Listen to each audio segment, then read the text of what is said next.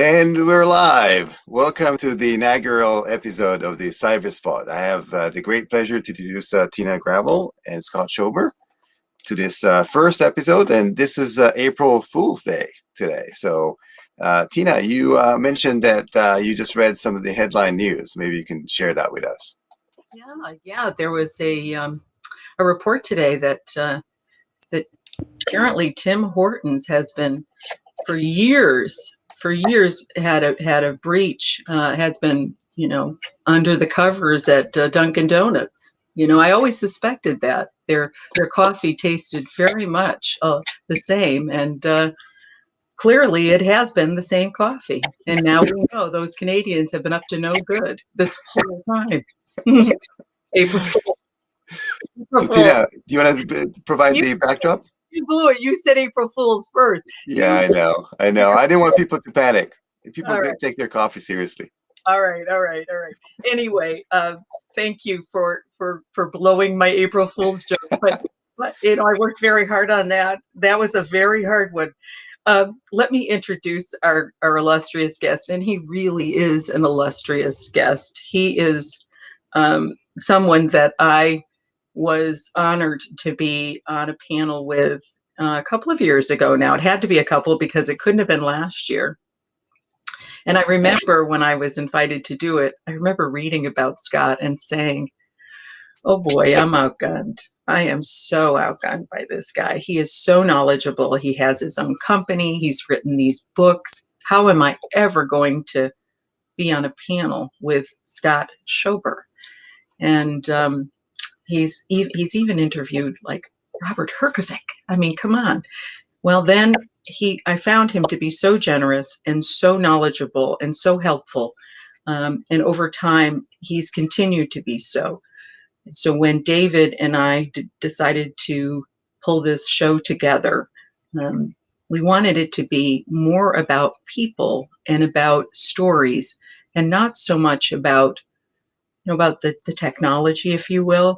And the first person I thought of to make this special, because it is our first, would be Scott. There was no one else that I wanted it to be first. So, Scott, thank you so much for being here and for putting up with, the usual, kind of squeaky stuff on the first show. So we're just honored to have you here.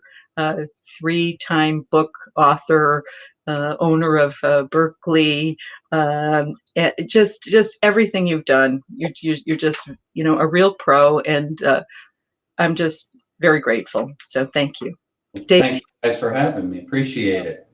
I just want to make sure I didn't miss anything. David, did I miss anything in that? No, I think you covered it. And when I was looking at online, to do some research, Scott, like it's amazing. You go back way back when, like YouTube videos, presentations, the networks, you name it. And there's so much content in there. It seems like we can probably do a 10-part series just having you and just slice and dice different topics. No, well, I think that the interesting part is, since I've been doing this for so many years, there's so many different aspects, and I realize cybersecurity touches so many people's lives.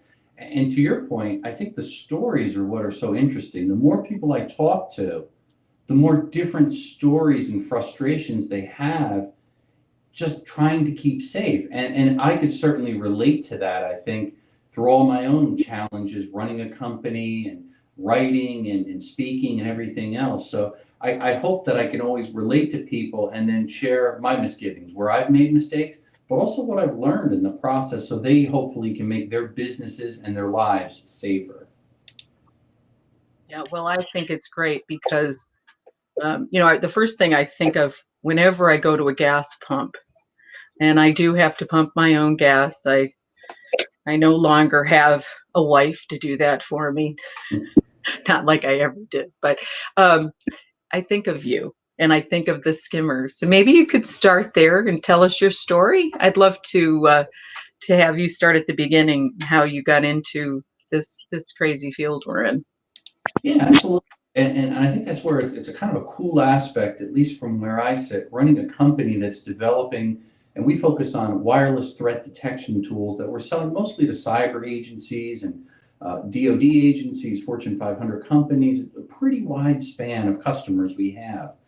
And then also working on the cyber front, I'm in tune with a lot of the different cyber crime going on. And a number of years ago, I started doing research and I started hearing about these skimmers and how they're placed at all these different gas pumps and how bad a problem it was, so on and so forth, as well as ATMs. And I said, geez, what's the solution?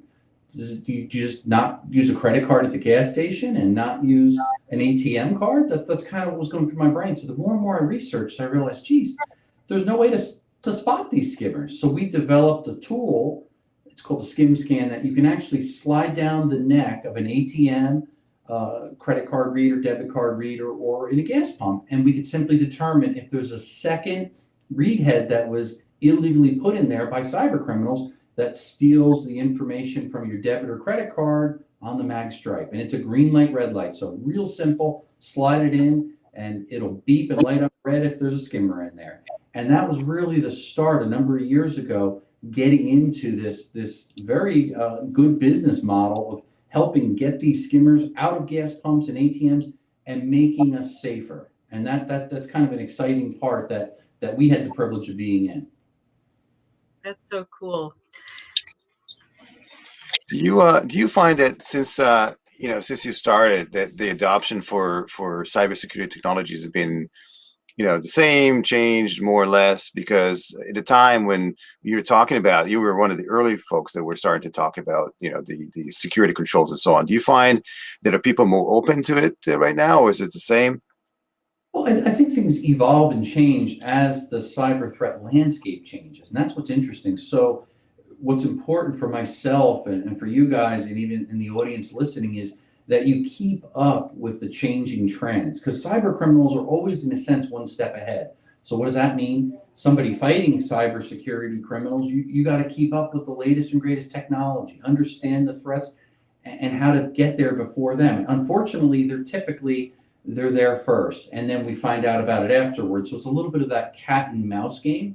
The good news for the cybersecurity industry is year over year, the spend that most companies are putting forth has increased 10 to 20% more year over year. So that means that from the top down in a company, they realize that they're vulnerable. They understand the risks a little bit better. They're getting educated. They're implementing best practices slowly, but they're willing to spend more money and hopefully in the right area. So that tells me that the industry is going to continue to spend more money, hopefully get more secure, because I think that last year, 2020, a stat I was reading yesterday, the year 2020, the number of data breaches exceeded the preceding 15 years combined. That shows you how bad 2020 was. And in a big part because of what? COVID. Remote workers, the pandemic, the intensified attacks against companies, hospitals, municipalities with ransomware attacks. So that shows where we're going. It's getting a lot worse, but the spend is starting to change, which is good. That's awesome. Do you think that that there's a bit of a noise factor that adds to an overwhelming situation at the corporate level? Meaning, there's so many products and so many solutions. Do you think that slows sometimes decisions and folks down? Because I remember RSA in 2020, that was the last show that I went to. And I can remember everybody saying things that sounded the same. So What do you think about that? How do you get outside the fray of all that? And then tell us about the first book and that story. And I concur with you 100%. And I saw the same pattern at RSA 2020. I was there also. And I think we met up there even, which was great. There are too many companies that all have the magic bullet, they claim. And there's a lot of overlap and there's a lot of confusion in the industry. So I think what's happened in the past year, we've seen some consolidation, some mergers that have happened. But it's hard to separate that. And to me, when I see many choices in front of me, it creates indecision. And sometimes you're like, well, should I start with this company, work with this one or this one? Well, let me do more research. Let me see who's better. And that little time lapse will cause me not to make a decision sometimes. And I think that's happening in the world of cybersecurity. Everybody's got virus software and the best, protection for ransomware and the best keylogger and the best cloud, secure cloud storage and so on and so forth, creating this indecision. I think what happens, unfortunately, is a lot of larger companies, they need to bring third parties in that can actually analyze what they're trying to protect. And that's important. Look at your crown jewels, look at the IP. What are you trying to protect in your company, that valuable data? And then carefully pick which partners do you want to align with and solutions do you want to work with. And that way it's tailored to your particular business. So you're protecting what you need to protect to the best of your ability without breaking the bank and spending too much. So I think it's a balancing act that needs to be done. And most companies by themselves don't have the wherewithal to make those informed decisions. So it's okay to get help from the outside, from third parties, especially when you think about things like cybersecurity insurance. How much risk do we have here? What are the vulnerabilities? How do I know? Those things, I think third parties can really help an organization to pick the right choices there and check off the right boxes and spend so it'll actually make a difference and strengthen their cybersecurity posture.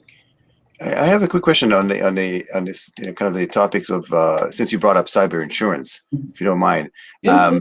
Do you think that we're evolving to the point where, how like a vehicle, when you buy a vehicle, if some of the part are etched with like special numbers, against like theft, right? So you get a discount in your premium. Do you think we're getting to the point where cybersecurity policies, insurance policies, are going to be aligned with how much security controls you have in your organization? Yeah, I do think so. I think there's got to be some reasonable limit minimum to insure a company and all the various insurances. There's a lot of insurances when you're running a business, but cyber has to be part of that equation there, just really to offset the risks and balance it out. And that's really what insurance is for. We all pray we never have to actually use insurance, but when something hits the fan and we have no other choice and we go, oh no, that's when insurance really does save us. And I think that's the same case with cyber. The difference is in an automobile, you can't really control the crazy drivers around you. If you get into an accident, you get into an accident. With cyber, you can actually train and instill best practices within the organization, and training people, everyone from the janitor to the CEO, needs to have that cyber mindset and protecting the company, the assets, and the personal information that they house. So everybody can make a difference within an organization. So I think that's a very important part of it, not just buy insurance and say, well, we've got it in case something happens, we're covered and minimize the risk. Because along with that policy, you have to actually implement specific things and training and best practices to keep your company actually safe. So it's finding that balance again, I think that's very important, and going to a reputable provider that understands cyber insurance, understands the risks, and hopefully they also will identify some areas of vulnerability. I encourage companies to consider getting a vulnerability assessment and a penetration test, where they actually will exercise and try to expose the weaknesses within an organization, within your computer networks. Why? So you can shore up those holes and those weak areas to strengthen it. And that way, hopefully you never get hacked and you'll never have to use the cybersecurity insurance. And at the same time, you're minimizing your risk. So I like to always balance it that way when I'm talking to different companies. Now, on the point of cybersecurity, I've met with some very large insurance companies, and oftentimes they'll bring me in to ask for advice and kind of analyze their client base. And one thing interesting that came up with this one very large provider is they were very heavy in insuring municipalities, many municipalities.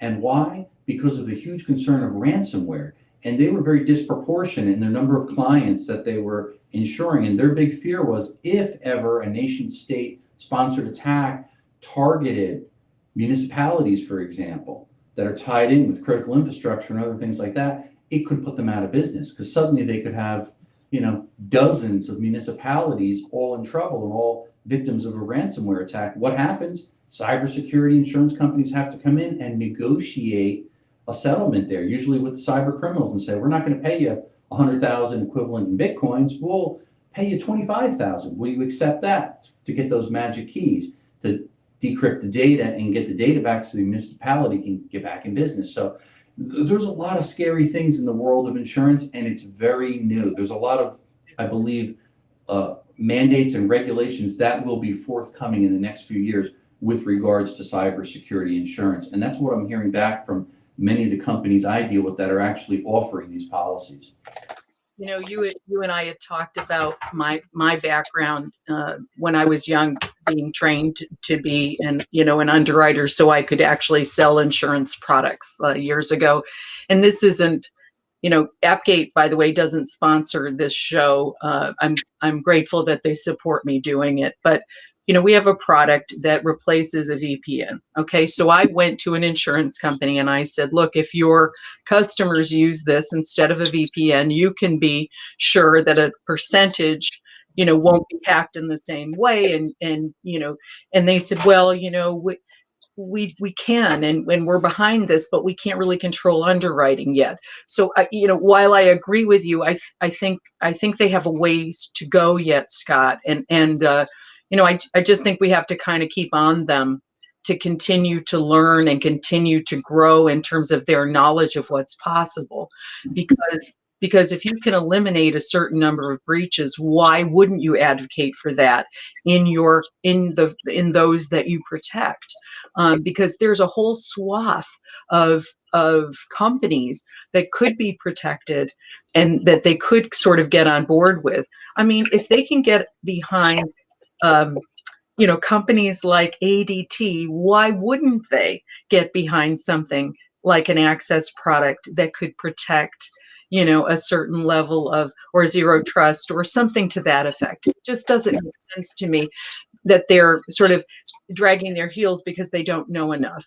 And that was a huge company, and you're probably working with them, and we'll talk about that later. I won't divulge who that is here. It's not fair to them. But because it was a year ago, and they may have done some real work in that year, but I was really disappointed that it was that kind of response. We're on board with you on the consulting side, but we can't control underwriting.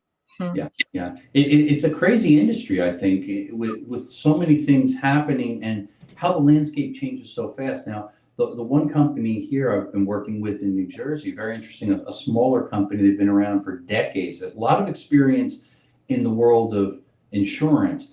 So I worked with them, helping them get up to speed a little bit more on cybersecurity. And it was interesting. At one point, they took every single one of their agents and sent them to get certified. So they had proper training and understanding cybersecurity and risks. So they in turn can go sell policies to their customer base. They did a series, we did actually 7 lunch and learns where they brought in their customer base in small groups of about 30 something at a time. And I would just share a lot of the information about cybersecurity, best practices. I was amazed because many of these people were small businesses. They were accountants and lawyers and some bankers and some real estate professionals.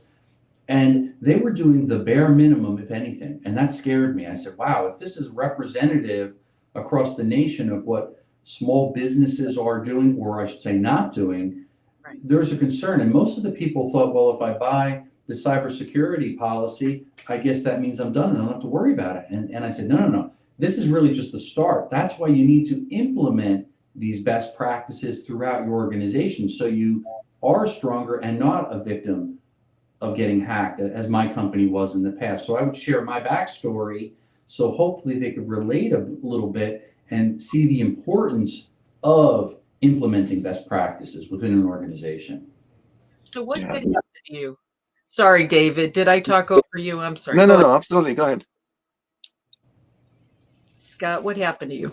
Oh, I'm sorry, I missed the question there. So what happened was, if you go back a number of years, as we started developing more and more security tools, again, mostly with the wireless focus, because wireless is often the conduit for hackers to get into a building via Wi-Fi or other means, I started educating people. The more I educated and explained how to stay safe, how to implement best practices within an organization, I suddenly got a target on my back. In other words, the hackers started going after me personally as well as my company. And it started simply with just having my credit card compromised, these strange charges, then my debit card. That was personally. Then my company, credit card, debit card, again. And each time, cancel the card, get it reissued. Happened close to a dozen times, which is very frustrating after a point. I said, what is going on? Next thing I know, repeated DDoS attacks to our online web store, so we couldn't do business commerce selling our products online. My Twitter account got hacked. After everything just kept going on and on, finally one day, Monday morning, I remember coming in, looking at my computer, going online onto our bank. I had $65,000 taken out of our checking account. I was like, oh, I know this is more than just coincidence at this point. It's not ending. It became a federal investigation, paperwork, letters, phone calls, emails, and went on and on. Finally, I got all of our money back, both personally and from the company that was taken. But I learned a very, very valuable lesson in the process that really, if somebody wants to target you or I or anyone, and they're a hacker, they will be successful likely. That's scary. However, you could make their job really, really difficult if you start implementing best practices. And that's everything from good password management, multi-factor authentication, shredding documents, across the board in your entire organization, not just one individual, not just the IT team, but everybody. Once I started doing that, then we became much safer as far as a company. And that story, eventually, it actually got interest in the Associated Press, and I got a phone call. Actually, I was on Bloomberg doing an interview at the time. I got off the interview, my phone rang from a reporter. I don't know how they got my number exactly. They said, we heard your company was targeted and hacked. We'd like to do a feature on it. And I was like, I'm kind of embarrassed. We're a security company. In cyber, I don't want to go on the record as we were hacked and compromised, but I finally acquiesced. The story was already out. I said, well, if you share things that will help the listener and the viewer learn how they can stay safer, all right, I'm on board. And that's what really started the genesis of it. And that in turn turned into a book, which is my story called Hacked Again.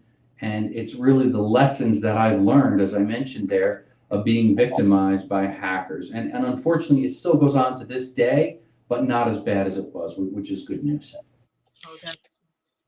Yeah, it's super interesting that some of the security advocates out there are actually have a target on their backs. It's really interesting. Just shows you that we're not the only one watching these podcasts. I wanted to bring excuse me, like a quick topic about what's your take about the recent supply chain attacks. SolarWinds created a big impact. Xilion recently as well, the file transfer and so on. How would you define these specifically, and what would you say are the best practices around those? Certainly with SolarWinds, that one I think really got the attention, certainly myself and all the security practitioners, because it was undetected for so long. Because look at the number of companies and government agencies, 18,000 plus that they've identified, and more keep coming out. And the level of access to the information that was stolen or taken by the hackers is scary. It's classified, unclassified. We hear things back and forth. It's only starting to unravel. And I think as the investigation goes on, we're going to start to back up and see how big the impact is of something like a SolarWinds attack. And that's the part that kind of keeps me up at night, keeps me very concerned, because you don't know until the investigation, and then you look back over the course of a year or years and you see how much access that these hackers actually had. Now, obviously, everything seems to be pointing toward Russia, a state-sponsored type of attack, collecting vast troves of information, and also a lot of intellectual property and source code to companies of the likes of Microsoft and others. When I back up from that and I realize these are multi-billion-dollar organizations that are very secure and spend an enormous amount of money to protect their assets, yet their targets, what's a small company like my firm or other small businesses able to do? It's hard. It's a difficult battle. And again, hackers got to get it right once to get in there. We got to get it right every time in the world of cybersecurity. That's a tough battle. It could be depressing. You could feel like it's a losing battle at times. However, when we work together, both public and private sector, and share information, we can make it really hard for the hackers. And at some point, they're going to move on to easier targets or find other ways that they can extort money or steal personal data or whatever the case may be. But I think SolarWinds, in my book, it draws a line in the sand and helps us to see how bad things could potentially be with a true data breach. And my guess is there's probably a lot of other SolarWinds-like hacks out there that we don't even know about yet. That will be forthcoming in the news. So something of concern for, I think, everybody out there in the world of cybersecurity, and every tech company has to think about. And we're not done yet. We're not done. They're not done yet. We're No. not. So Or- tell us why you wrote the senior cyber book, and how it's going so far, and the kind of feedback you're getting, and what it's all about. Yeah, well, when I finished the first book I was telling you about was hacked again a number of years ago, I think cybersecurity, for most people that I talk to, I would talk about this, or multi-factor authentication, or a VPN, and they kind of just look at you like this, deer in the headlights. No clue what I was talking about. The average person. People in cybersecurity, they got it then, and they still get it now, I think. Now, a lot has changed, though, after the Target breach and Home Depot and breach after breach after breach in the headlines, and then people's credit cards starting getting compromised, identity theft, and all these other things that touch people's lives. I wrote my second book, Cybersecurity is Everybody's Business, because it spans such a wide area. It affects all of us. But there was one segment that I felt was kind of underserved, and that was seniors. And kind of the breakthrough moment for myself, I was up north helping my parents, struggling with setting up their computer and passwords, helping my aged grandfather at the time, who was 99 years old, who was extremely into technology and iPads and streaming and stock trading and everything. And he was struggling with passwords and remembering it and access to online and losing information.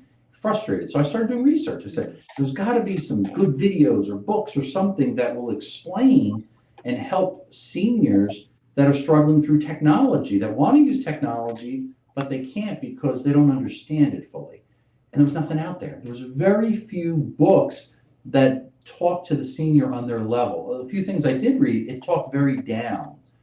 And it was almost a little insulting, or it shared so many terms and acronyms from the world of cyber, their head would spin. And they're like, I don't even understand this. It's overwhelming. So the quest started to write a book tailored to seniors. So I had to obviously work with seniors, talk to seniors, and understand their language, and understand what excites them and motivates them, empowers them using technology, but from past generations. So I tried to bridge that gap and use good stories that they could relate to, and technology that they had to adopt in their life, decades in the past perhaps, and how that change came about and how it made them feel, empower them, then relate that to where we are today. And that way, hopefully, they could relate and not be intimidated using a smartphone, the internet, online apps, and different things like that, and not be so afraid of scammers and cyber criminals. And that was the goal of cyber, or senior cyber, which is really taken off, which I'm happy to say. A lot of the different assisted living facilities, especially, people have given it as gifts to one person, and then I'll get a phone call. Where can I get this book? Oh, it's on Amazon. Next thing you know, the entire facility is buying a book for every single person in there because they like the story. They're sharing tips. They're starting to use the computers more. They're educating one another. So to me, if nothing else, I feel good that underserved population of seniors is now embracing technology, and they're doing it safer. And I think that's important. I thought I would gift some to the senior centers around where I live, because they have computers in there. They do things like Medicare supplement talks and things, and so I'm gonna bring a few and leave them around so that they can pick them up and see, and I bet you they'll buy more. I just can't. Of course, it's to me, it's I know how this works now that I'm a published author too, and I know that you're not doing this because to get rich. I know you're not. No, you don't get rich being an author. Everybody has that thing. They think you're a millionaire once you publish a book. You don't. It does help you in your business and education and for speaking, certainly, but it's more to get the message out. And I think that's what you do a great job with, and that's what I'm trying to do too. This is a PSA. This is a public service. Yes. This is a gift to seniors, and I want to help get that across. And so that's what I'm going to do. I'm going to leave them at some of the senior centers and gift them to their libraries, and hopefully they will use them, because I think it's a wonderful thing that you've done and the time you took to do it, and so it's terrific. Dave. Yeah, what's your, what are you working on next? I'm pretty sure, you're so prolific. You must be kind of have ideas of what's next in store for you. Yeah, I actually have got a couple projects under the way. One of them is teen cyber, focusing a little bit more toward teenagers and with the hope of not just educating, but help maybe understand a little bit the dangers of social media and finding that balance of not sharing too much information. Because there are many teenagers, and again, I have 2 teenagers in my house, so I know firsthand, there's a plethora of apps that they're always on and talking to kids at school. And I always ask, how do you know that person is your age, or that they're actually a peer and that's not a predator or not somebody trying to, get information from you for wrongful purposes. So that education side, I think, is important for teenagers too, because that's another area that often can get overlooked, because people will quickly dismiss it and say, oh, well, teenagers get it. They can figure anything out. They're tech savvy. They learn at a very young age. And that's true. But sometimes they can also be naive, and sometimes they don't understand the privacy implications. And that may affect them when they go to maybe apply for a college, or when they go to get their first job. Some things that they do in post can actually come back and bite them. So I'm trying to hopefully provide some educational information in that publication, the book, Teen Cyber Next. Yeah, I'm telling you, I think that the fact that we grew, our generation grew without cell phones, that's a blessing. For sure, I've done things that were not, that I'm glad weren't posted anywhere. So I think we have that privilege, but now this, the new generation, everything is online, and then you're right, it never goes away. It's like basically, I have some things that I posted, 15 years ago on Craigslist, just some stuff that I sold, like computer parts, and they're still there. Not on Craigslist itself, but, back up an image of some, that posting somewhere else. Yeah. And I do believe, and I talk about it and I've written about it several times, even in cybersecurity is everybody's business, about this concept of a digital footprint. And it never really goes away. And one eye-opener to myself, I was at a security conference and I was getting a demonstration of a system, and it was an advanced facial recognition system, and it also was coupled into the license plate database. Wow. And it was fascinating, and the gentleman there demonstrating it to me pulled up all the different shots that I was in, many of which I knew were public pictures or interviews, this and that, which is fine. But then there were a whole host of them, and I'm like, I don't ever remember seeing a camera there or posing for a picture, yet my face is everywhere because we're always being recorded. Then he asked for my license plate. So I provided him my license plate, and sure enough, he pulls it up and he says, ooh, and he zooms in, and I could literally see the week before a place that I parked illegally. It was outside of a show I was presenting at, an IEEE show, and I didn't have time to go find a spot because I had to get my gear in, this and that. So I said, I'll just park in the front. And apparently either a law enforcement or a tow truck must have driven by with a license plate scanner and had pictures of it, because I remember the round rocks on the ground where I stepped out of it, and I could see that in the foreground of the picture with my license plate. Fortunately, I didn't get a ticket for that one, but it helped me to see how many times our face and our license plate is scanned, and that information again is in the digital world with a level of permanence. We can't just wipe it and make it disappear. We could suppress it down on Google or other searches, but it won't go away. And that's and it's the correlation of all, it's the intersection of all the different data points, mm-hmm. and the ability to, basically process large amounts of data. That's what the credit cards do, right? They match your credit mm-hmm. card transaction with your maybe a Google information and so on.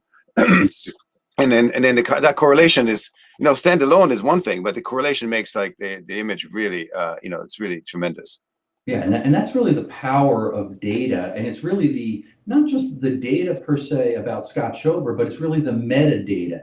Data about data is extremely powerful, and that's as good as knowing the person's name, where they live, what their likes, everything. They can assign that with these big data sets now, and they could track people. They could know what you're thinking sometimes before you think it almost. It's kind of that scary world that we're heading toward. And I think it's important for at least people to consciously make a decision. I always share the example, if you take your average smartphone, and the average person in the United States, I think, has more than 50 apps now downloaded on their smartphone.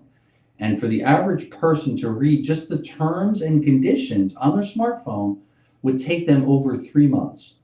So I ask everybody, have you ever read all the terms and conditions, let alone try to understand them because they're in legalese? No. We're all quick to download the latest game or whatever. Hey, I want to download Candy Crush, accept. That's what we're doing.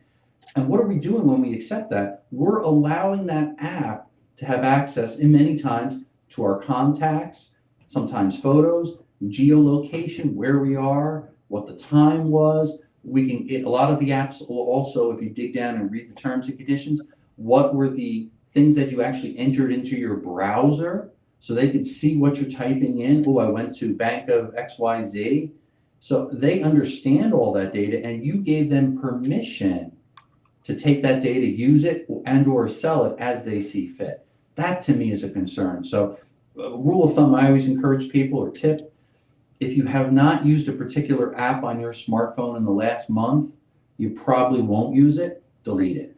The less apps that you have on the phone, the less privacy problems that you might in future have. I also turn off the location device, and I also set different privacy for the apps on my phone. The iOS allows me to. I don't know if it does any good or not, but I do. It helps. I want you to know that I used your advice about my light keeps going on and off. I don't know why. Sorry, guys. I must have a bad bulb. Maybe you're being hacked, Tina. That sounds like that sounds like a funny April Fool's joke, a bad bulb. Anyway, I talked about your deep fake story and how to recognize a deep fake. Why not? We're closing soon. Why don't you tell us how to recognize a deep fake? Because we just talked about facial recognition. I think that's a good segue into that. David, you okay with that? That would be great. I love deepfake. The Tom Cruise one is incredible. Yeah, and I think it's pretty fabulous. And we had a couple cyber talks on Clubhouse actually on deepfakes, and we kind of featured, and I shared some of that information about the Tom Cruise one. I even invited Tom Cruise to join our Clubhouse discussion. He didn't show because he was kind of busy with something, but hoping he would show up and comment. So fun, yeah. But the cool part about deepfakes is really how much it's advanced from a number of years ago, between the combination of machine learning and artificial intelligence, where systems can learn very quickly about facial movements, gestures, even like the little word whiskers. If I'm talking and say, it will learn that about a person. Now, obviously, deepfakes work the best with somebody that has a level of notoriety. In other words, they have a very wide digital footprint on the internet. There's billions of pictures of Tom Cruise and videos out there. So the algorithms, this artificial intelligence, can comb through all of that rich data set. And now they could take a person that looks similar to Tom Cruise. I've been told I look like him. I don't believe it. But so myself, and I could be talking, and now the artificial intelligence will allow me to train this other fake image. And now suddenly you've got a true deep fake that looks very realistic. Now the tells, to your point, Tina, might be with their eyes. Sometimes they'll twitch a little bit. There'll be a slight half-second delay sometimes in the speech versus the lip movement. So it's not perfected yet, but it is coming along to the point where if you watch it on a normal smartphone, it's almost imperceivable. You sit there and go, wait a second, is that real? Is that fake? And obviously that they'll spin the messages and tell jokes, and we've seen ones with Obama and Tom Cruise and every celebrity under the sun. But I think it's fascinating technology. What scares me more, though, is the future. In other words, if you can provide a deep fake that sounds so convincing from an audio standpoint and a video standpoint that it fools the average person, this is the best artificial intelligence we have, our brain, to be able to distinguish that. If we can't distinguish it, how are advanced next generation biometric authentication systems going to be able to differentiate it when there's facial recognition, when there's voice analysis? And that's the second authenticator to get into a secure area, to get into a phone or computer, to get into our car. That's what's so scary. So we have to be careful what's coming in the not too distant future. Well, that's Tina, I think we should, we should, I don't know if you know how to create one. We should create, deep fakes for us. And Tina, we should like have our deep fakes on the show and basically have interview them for a show. How do you create one, by the way? Well, right now they're using a combination of pretty advanced computers and also video editing tools, both of which are something that anybody could get, but you do need some money. The real advanced ones, they're pretty powerful computers that have to have a lot of speed, a lot of memory, and a lot of processing, because again, you're handling artificial intelligence engines. There are companies that are just developing those algorithms, and I think what will start happening, like anything else, the big tech companies will absorb these smaller companies that have this AI engines, and then they'll be available to third-party developers. So people could then license the technology once it's perfected in development. So it's probably not something the average guy will do in his house, but there are some advanced video studios that are now developing these deep fakes, and we're seeing them on TikTok and Twitter and all the other social media apps right now. I heard of one when I was visiting LA recently. I heard about one that one of the studios has, and I saw something that was fairly frightening, as you said. Yeah, it is. But then, as much as I'm frightened, I'm also encouraged, because technology for me has always been a positive thing. Mhm. And I always, and maybe this is just the optimist in me, is I always think about the bright people around me, and how, you look at the vaccine, right? How fast they got the vaccine done.